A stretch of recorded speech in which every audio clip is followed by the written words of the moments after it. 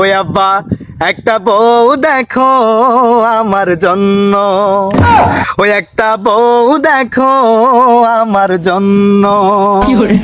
শীতের রাইতে ঘুমানো যায় না একটা বউয়ের জন্য। ওই আব্বা একটা বউ দেখো আমার জন্য, একটা বউ দেখো আমার জন্য। Hey daddy!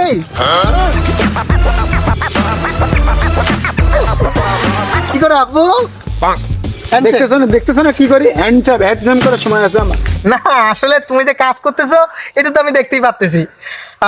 যদিও আমি আসলে খেতে খামারে তেমন একটা আসি না, যেহেতু ঢাকায় থাকি।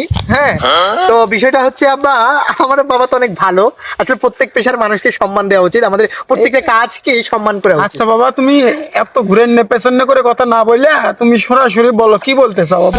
না আসলে আব্বা, আমি একটা তোমাকে কথা বলার জন্য আসছি। মূলত তোমাকে তো আর আমি বুঝাইতে পারি না, আসলে মানুষকে তো আর কানের মধ্যে এমনি ঢুকাই দেওয়া যায় না কথা। আচ্ছা বাবা, কি বলবে তুমি সরাসরি বলো বাবা। আমার এই শীতে একটা বউ লাগবে, বউ। শীতের মধ্যে আমার একটা বউ লাগবে। স্ট্রেট কাট ফরওয়ার্ড কথা আজকে আমি বলে দিলাম। তোমাকে আমি বোঝানোর জন্য কত কিছুই করলাম, নিজের চৌকিটাকে করাত দিয়ে দ্বিখণ্ডিত করে দুই ভাগ করে দিলাম যে এত বড় খাট আমার দরকার নাই, বউ ছাড়া আমি শীতের হাতে থাকতে পারি না।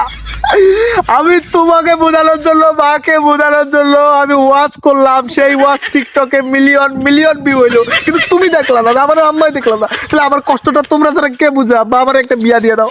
তাই আজকে আমি তোমাকে আবারও, তোমার জন্য আমি একটা গান লিখছি। বাবা গান লিখছো বাবা? আমি তোমার জন্য একটা গান লিখছি, গান শোনো বাবা। গান শোনো দেখি বাবা, কেমন গান? তুমি আমার গান শোনো বাবা, আমার ভালো আব্বা। তাহলে আমার গানটা শোনো। আচ্ছা মনোযোগ দিয়ে শুনবা কিন্তু। আচ্ছা বাবা, শুনতেছি। ওয়াজটা শুনো না, এবার কিন্তু মনোযোগ দিয়ে শুনবা। আচ্ছা বাবা, নাহলে কিন্তু এই ক্ষেতের মধ্যে একটা আগুন আমার ধরবে। কাম বন্ধ করলাম, আমি বললাম। আচ্ছা জানো তো তোমার ছেলে সঙ্গীত প্রতিযোগিতায় অলিম্পিকে সেরা, আমি জানি তো। গান গায় ঢাকার মধ্যে। ওই আব্বা একটা বউ দেখো আমার জন্য, ওই একটা বউ দেখো আমার জন্য। শীতের রাইতে ঘুমানো যায় না একটা বউয়ের জন্য। ওই আব্বা একটা বউ দেখো আমার জন্য, একটা বউ দেখো আমার জন্য।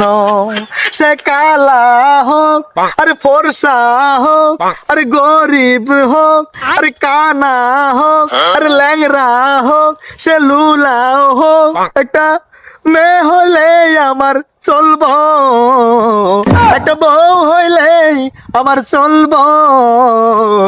ওই আব্বা একটা বউ দেখো আমার জন্য, ওই আব্বা একটা বউ দেখো আমার জন্য।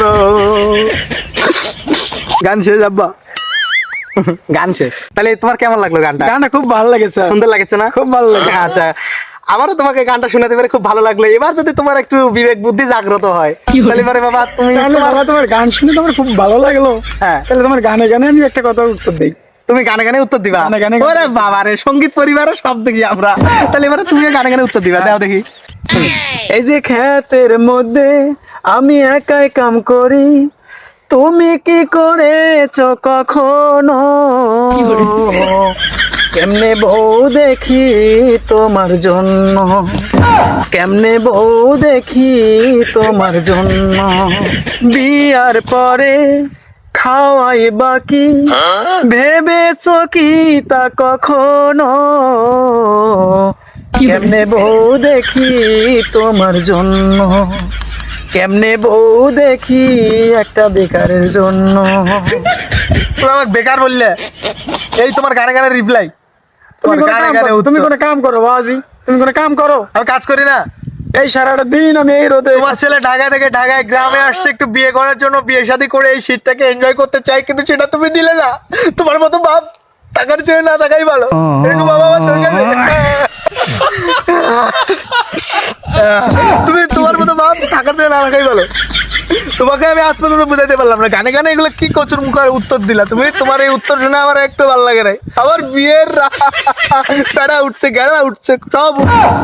বিয়ে করব করব করব আমার সোজা কথা, আমি গার্মেন্টসে থাকি, আমি ঢাকার স্মার্ট বয়, আমি গ্রামে আসছি, আমার বাবাকে যদি আমি বুঝাতে না পারি আমি কাকে, আমি তোমার কাছে সেটা কাকে বলবো? আমি কিন্তু বিয়ে করে চলে আসবো ঢাকা থেকে গার্মেন্টসে অন্য একটা হেল্পার থেকে, যেহেতু আমি হেল্পারদের বস ঢাকায় থাকি গার্মেন্টসে, একটা মেয়েকে যদি বিয়ে করে এনে হঠাৎ করে বাসায় ঢুকে দেবো তখন দেখে অবাক হয়ে যাবে আমার ছেলে আমার অনুমতি ছাড়াই বিয়ে করেছে গ্রামে, তোমার মান সম্মান চলে যাবে, বুঝতে পেরেছো? কলকাতার টোনে একটু কথা বললাম, আমি চলি। ভালো ভালো বলে দিলাম বাবা, ওড়ো, তোমাকে আর কাজ করা লাগবে না, তুমি আমার জন্য এখনই পাত্রী দেখো আব্বা।